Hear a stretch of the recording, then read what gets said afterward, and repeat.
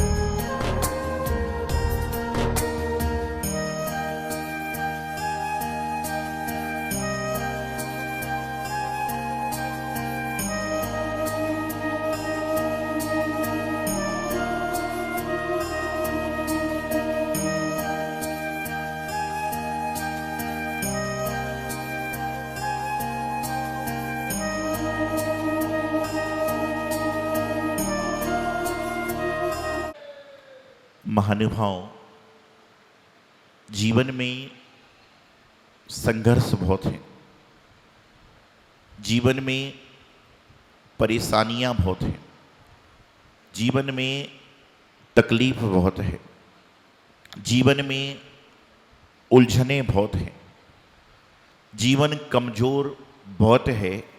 उसके बाद भी जब तक जीवित हैं, जब तक जीवन जीना पड़ता है।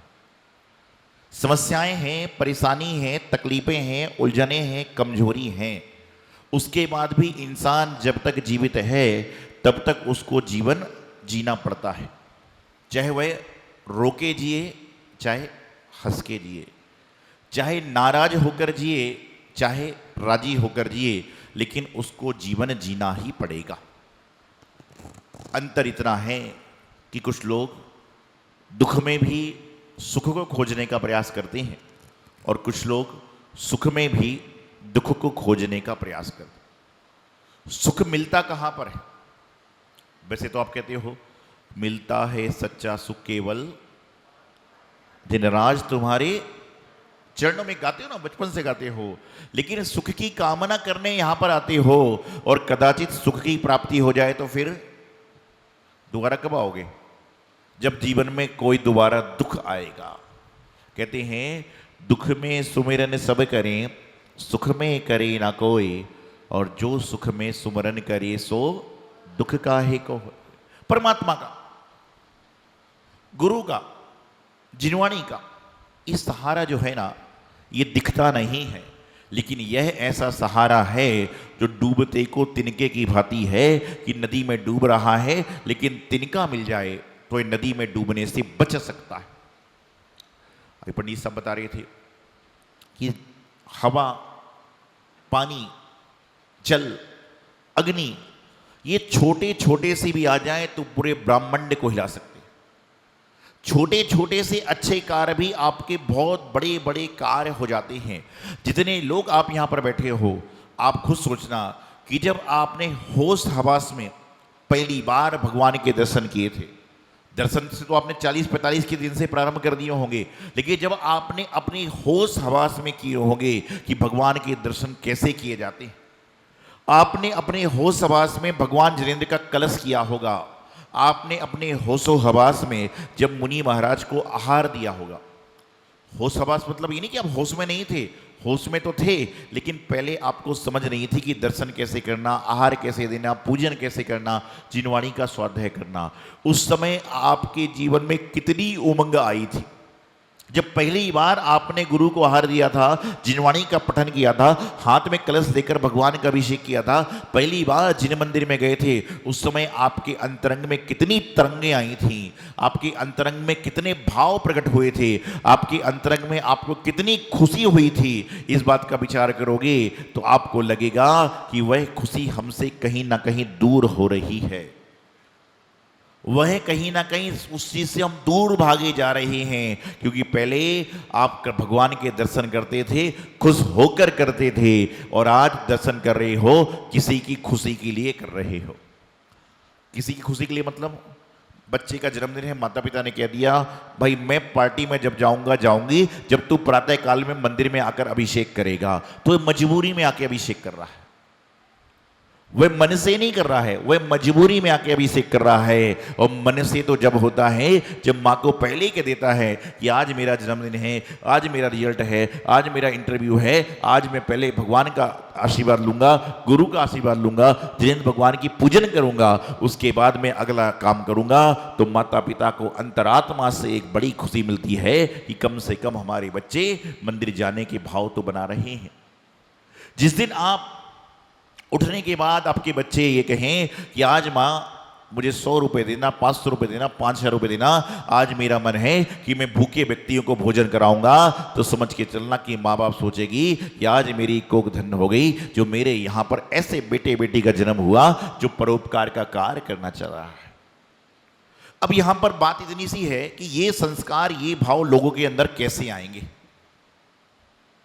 ये संस्कार, ये परोपकार के भाव लोगों के अंदर विकसित कैसे होंगे। तो कहते हैं यदि आपने खुद ने बचपन से ये संस्कार बालक बालिकाओं को दिए होंगे तो बड़े होकर उनके अंदर अपने आप ऐसे संस्कार गर्भित हो जाएंगे। और जब आप खुद संस्कारों से अछूते हो तो आपके जीवन में कैसे संस्कार आएंगे।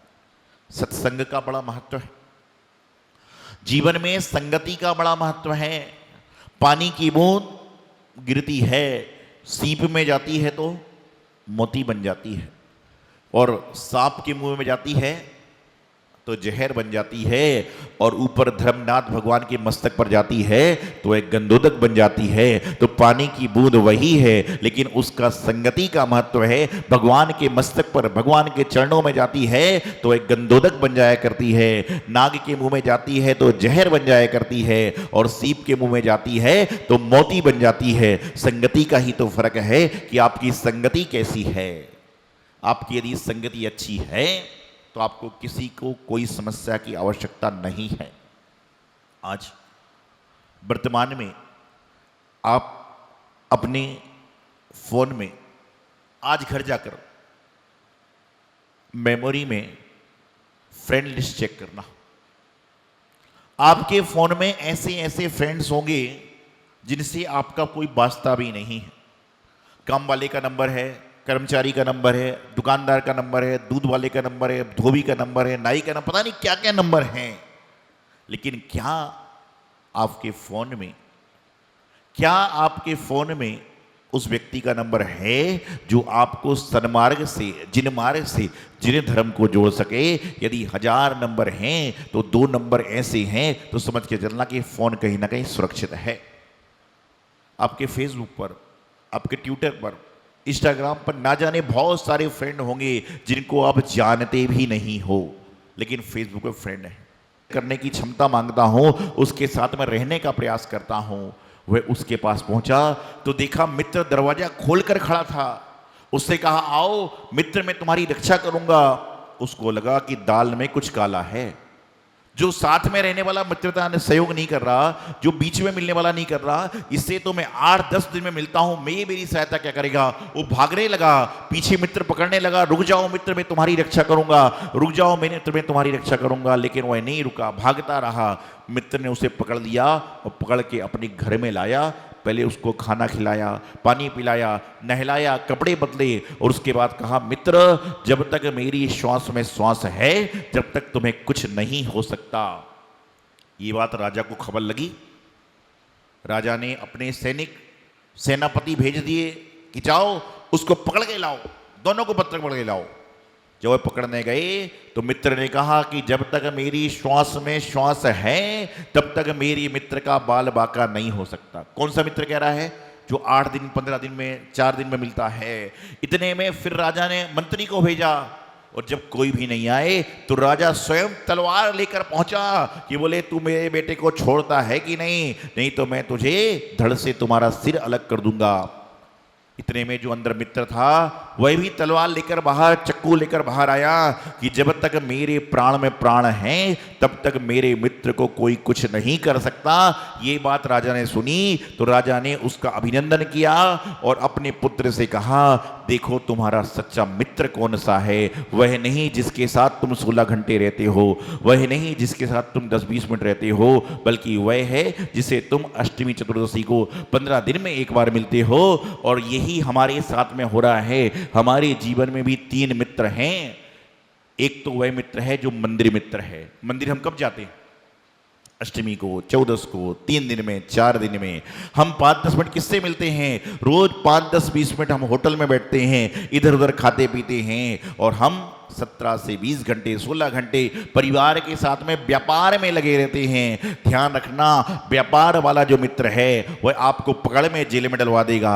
जो चाय पानी वाला मित्र, परिवार वाला मित्र है, वह आपकी कुछ मदद कर लेगा। लेकिन जो देव शास्त्र गुरु रूपी मित्र हैं, यह आपकी प्राणों पर्यंत, आपकी जिंदगी में जब तक आपके प्राण हैं तब तक देव शास्त्र गुरु ही हैं जो सच्ची मित्रता को आपके साथ में निभाएंगे। तो हमेशा सत्संगति ऐसी करो जो इस जन्म में तो ठीक है, आपके अगले जन्म को भी सुधार दे।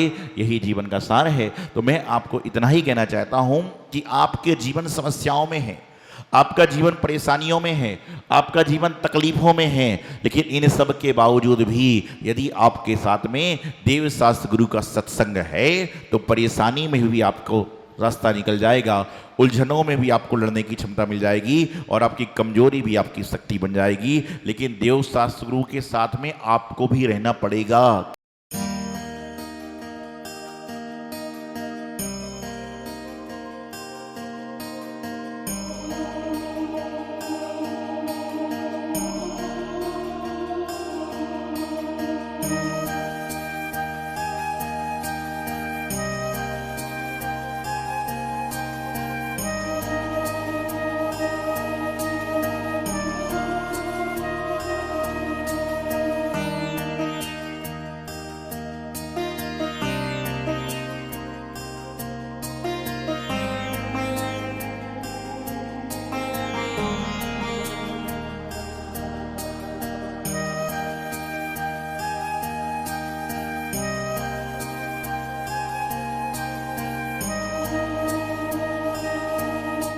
इस कार्यक्रम के पुण्यार्चक थे सौभाग्य कोहिनूर श्री संजय जैन, श्रीमती ममता Jain, greater Kailash Delhi, Shri Vijendra Jain, Shrimati Nirmal Jain, Gurugram, Shri Rajiv Jain, Shrimati Meenakshi Jain, civil lines Delhi, Shri राजन जैन, श्रीमती मोनिका जैन, जनकपुरी दिल्ली, श्री निर्भय कुमार जैन, श्रीमती रीता जैन, श्री राहुल जैन, आशीष जैन परिवार, मथुरा उत्तर प्रदेश, श्रीमती कुसुमलता जैन, दादी जी, श्री राजीव कुमार जैन, श्री संजय कुमार जैन, प्रिंस जैन एवं समस्त चिरहौली परिवार, बरहन आगरा।